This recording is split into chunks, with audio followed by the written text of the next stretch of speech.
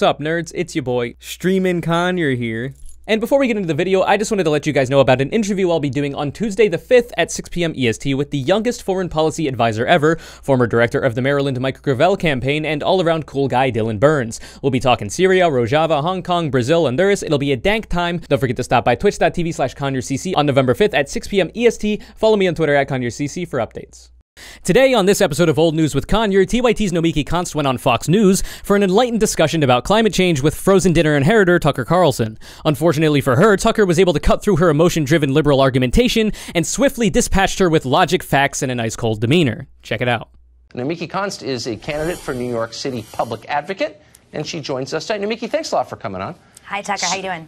I'm great. But I'm a little bit confused. So mostly debates about climate change are one person saying it's real and the other one's like, we don't really have all the evidence.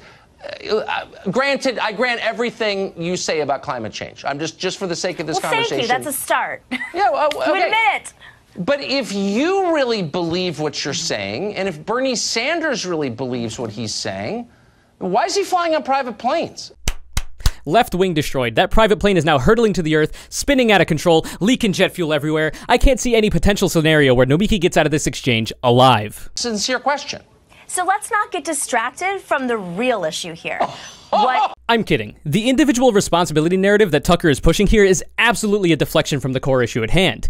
If you really believe what you're saying, and if Bernie Sanders really believes what he's saying, why is he still breathing CO2 into the atmosphere? Really makes you think. Bernie Sanders could drive a lifted Hummer H3 through New York City rush hour traffic, extend his private plane usage to include joyrides, and exclusively use single-use plastics, and I would still support him if his efforts led to the United States moving to 100% renewable energy. By advocating for and pushing policy related to a green energy revolution, Bernie Sanders is doing far more for this cause than ceasing his private plane usage could ever possibly accomplish. It's not even close. Let's not get distracted from the real issue here. No, I'm not gonna stop. I'm not gonna let you off that easily. Why is it not a real issue? If climate change, as Katie Church has told us, is really the only issue that matters, then why aren't we living like it's the only issue that matters? Wow. This argument, in a general sense, assumes that individuals have more power over affecting the kind of monumental change necessary to combat the issues of climate change than do aerospace and fossil fuel industries. I have no idea how you could possibly come to this conclusion. Why would an individual shoulder this kind of burden when the massively powerful industries that are primarily responsible for accelerating climate change have more resources with which to dedicate to this cause? While the individual should try to live as environmentally friendly as is within their means, those changes alone will not be enough. I can drive a fuel-efficient vehicle, utilize public transport, and limit my use of electricity to shrink my personal carbon footprint, but the outcomes of these efforts would be a drop in the bucket compared to the tidal wave of results you'd see as a product of changes made by the aforementioned industries. Because it really comes down to the industry. If the industry wants to make planes that exist off of renewable energy rather than oil and gas, then we will all be able to live on this planet. It starts at the industry level, not the consumer. You know, it's really not fair to put the tax on the individual. It's not. Nomiki is correct here that there is a bigger burden on the industry rather than the individual, which I touched on earlier. However, her "if the industry wants to make planes that exist off of renewable energy" comment is such a bad counterpoint, and it trips her up at the end of the clip. I would sooner spend time and resources moving the United States electrical grid to 100% renewable energy rather than wasting it theory-crafting fuel-efficient ways to power aircraft. If the United States became energy independent by way of green technology and no longer needed fossil fuels for power, I wouldn't give a fuck if commercial and private aircraft continue to rely on oil and gas for fuel. The negative effects of an entire nation relying on polluting energies for power vastly outweigh that of the aerospace industry by itself. It's not fair for someone who's telling us the planet's being destroyed to live in a way that suggests that he actually believes the planet's being destroyed. So I honestly, I really don't get it. So if you're Al Gore and you say, nothing is more important than climate change, I'm a better person than you are because I care more than you. By the way, I have one of the largest houses in Nashville and I fly private and I take a Suburban to the private airport, to the FBO. Why should I be okay? I mean, sincerely. Why is it okay to shift the burden of fixing climate change onto the backs of individuals when the problem is primarily caused by multinational corporations and industries? Regardless of his vapid point here, you can take part in and criticize a system at the same time. Those two things aren't mutually exclusive. If Al Gore knew that he could single-handedly undo the negative effects of climate change, given his track record on speaking out about this issue, I'm pretty sure he would have fucking done it already. But the reality is that he can't do it by himself. That's why he instead uses his power and influence as a public figure to spread awareness of this issue. The more people become become aware of the issue, the more they demand their elected representatives to push policy related to it. Those policies, many of which being brought up by Nomiki and ignored by Tucker, would create a tsunami of positive change as opposed to the ripple created by a single individual's actions. This isn't a hard concept to grasp. Why is that okay? Is not going to individual choices are not going to solve the disaster that we are facing. We already have a migration issue. We already have flooding. We already have hurricanes that have hit Puerto Rico, have hit New Orleans, have hit Florida, and have displaced so many working people. This is an industry change. We have to cap emissions globally. But hold on. And if we don't cap emissions with big industries and policy, then those individual choices mean nothing. Okay, well, first of all, hold on. First of all, individual choices always mean something. In a libertarian's fantasy world, sure. Any actions taken by a single individual will never be enough to touch an issue of such significant scale as climate change. The problem is baked into the system. That's why Nomiki and others are pushing for systemic change to address these issues and not just dropping the problem off at the individual's doorstep with a note saying, shit, it's your problem now. It's not like Captain Bootstraps is going to come down and save the world by himself. As much as you might want it to be true, superheroes like Captain Planet ain't real, and it's going to take a little bit more than straw bans to fix this shit. Libertarian's fantasy world, sure. I'm not a libertarian, and I'm not living in a fantasy world. In real life, individual choices matter, or else what's the point of any of this, okay? So it does start with, liberals used to say it starts with one person. I guess they don't anymore because they don't want to be held to their own standards. But the solutions are always like, ordinary working people ought to pay higher gas taxes. I like how Tucker brings up a tax increase on the individual as a bad policy to address climate change when he was just trying to offload that burden from the shoulders of multinational industry and corporations onto the backs of the individual literally a minute ago. How can you do this? Gas taxes, it's not the solution at all. And actually, we are against that. Progressives versus the neoliberals and neocons, progressives understand that this needs to be a huge policy change. The place where we are right now, if we increase the temperature 1 degree, you and I won't be living in D.C. and New York anymore. Okay, but we will be displaced. No, I want to talk about the public policy. Money. Okay, yes, I want to talk about the public policy solutions that will flow from the predictions that you're making. Is there any solution you've ever heard of that doesn't increase the price of energy?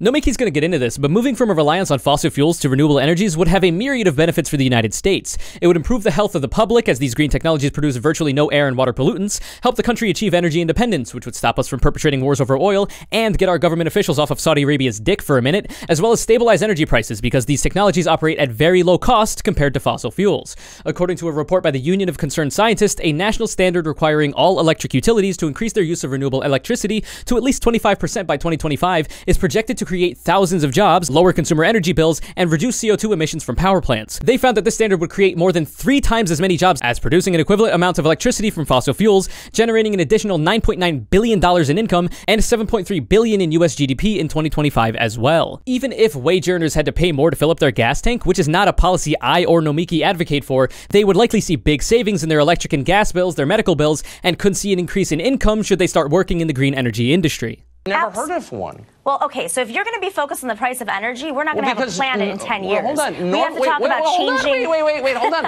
I thought you cared. I thought you cared about working people. We're going down a rabbit hole. I want to talk about the solutions. A solution would be a Green New Deal, moving to 100% renewable energy, forcing the companies that are jacking up the prices on working people to actually reduce their emissions so that working people aren't displaced, so working people don't have to pay the cost of hurricane damage and have clean water, and the water's not being privatized. Volume is not the same as an argument. Okay. And virtually nothing you've said in this entire segment has been an argument, you little cuck boy. You've only brought up the fact that Bernie Sanders flies in private planes, that Al Gore lives in a big house, and a reductionist argument about individual responsibility in the context of a crisis facing the entire fucking planet. You've done such a bad job at providing counter-arguments to your guests' points that all you have left is to interrupt them and ignore everything that they say. Very sad. Okay, so just really simple question. You don't like opinionated women, do you? True. I live with 4 of them. Volume. You're not getting. Oh, you're a sexist. You're pretty loud. Now. Okay. My earpiece is flaring right now. Let me just ask you a really simple question. Would the solutions that you're espousing now, would they raise the price of gasoline for wage earners, the ones you claim to care about? I'm actually gas would be the same price. I am against raising consumer prices. That is a neoliberal design. I am a democratic socialist. I think we should pass policies and actually make rich people, millionaires and billionaires and corporations, pay taxes. That's the problem. No one at the top is paying taxes, and the burden is going to the consumer. But you would allow private planes to fly, I guess, right? And there it is, everyone. The fucking kill shot, dude. Absolutely fucking destroyed. Someone has got to do something about these goddamn planes, man. Forget the fact that the fossil fuel industry has been raping the planet for decades. It's the goddamn planes that are the problem, man.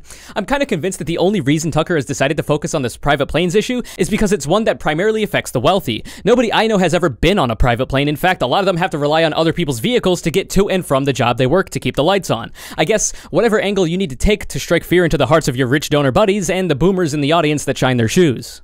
Right? I think private planes have an obligation to change their standards. That is what policy is all about. Well, if so we didn't regulate water, planes. solar private plane. I mean, I don't know how that would function, but I think that there are other efficient forms of energy. Name one. Energy use. Really quick, just for fun. Name a renewable energy source that could power an airplane. Well, I mean, we see it with cars. Hemp? No, I'm seriously. You could charge. I mean, there are. Do you know what a Prius is and a Tesla is? You could do that at the level of private planes. An electric airplane, a big electric airplane. Absolutely. I mean, I'm no engineer, but I have heard of electric cars and airplanes and other forms of electric solutions. I mean, there's also solar generated so that the electricity that you're charging with is solar energy. We're back to the solar plane. Good. Or wind generated. I'd be psyched for that. Text me a picture if you find one on the internet. Nomiki, thank you very much. Great to see you. We have to solve this problem. You can't live in another planet. He said... My dude said, text me a picture. Yo, beep my pager if you ever see one of those solar planes, man.